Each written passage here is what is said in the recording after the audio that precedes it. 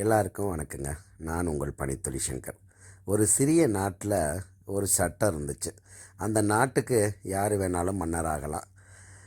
அதுவும் பார்த்திங்கன்னா, அந்த மன்னராகக்கூடிய நபர் 5 வருஷம் மட்டும்தான் அந்த நாட்டை ஆள முடியும்.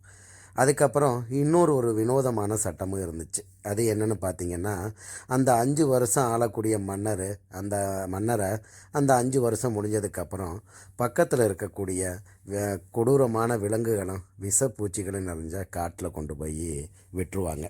இதுவரைக்கும் அப்படி அந்த காட்டில் விடப்பட்ட யாருமே உயிரோடு வந்ததில்லை.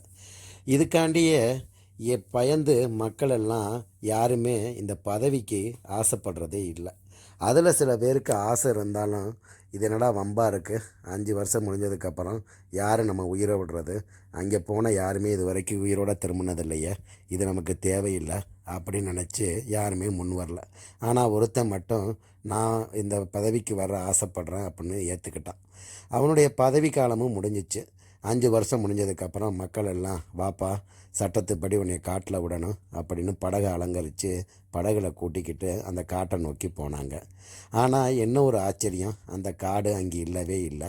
அதுக்கு பதிலாக ஒரு அழகான நாடு தான் இங்கே இருந்துச்சு. மக்களுக்கெல்லாம் ஒரே குழப்பம், என்னடா கொடூரமான விலங்குகளும் பூச்சிகளும் நிறைஞ்ச காடு இவ்வளவு அழகான நாடாக மாறி இருக்க அப்படின்னு குழப்பத்தில் இருக்க, சரி அந்த முன்னாள் மன்னரிடமே கேட்கலாம் அப்படின்னு, ஏப்பா இந்த கொடூரமான காடு எப்படி அழகான நாடாக மாறிச்சு அப்படின்னு அந்த மன்னரிடம் கேட்டாங்க.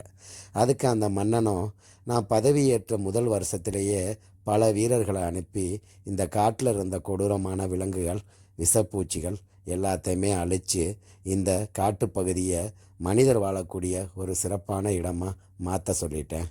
அதுபடியே அவங்களும் மாற்றிட்டாங்க.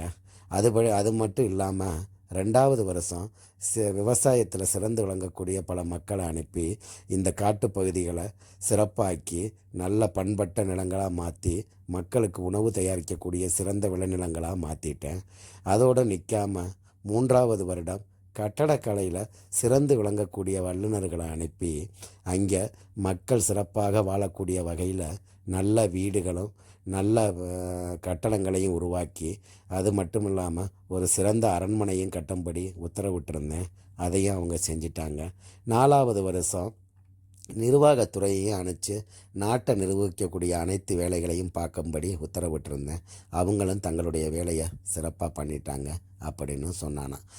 அது மட்டும் இல்லாமல், நான் இப்போ காட்டுக்கு போகலை, என் நாட்டுக்கு போகிறேன், நான் வாழ போகலை, இந்த நாட்டை ஆள போகிறேன் அப்படின்னு சொல்லியிருக்கான்.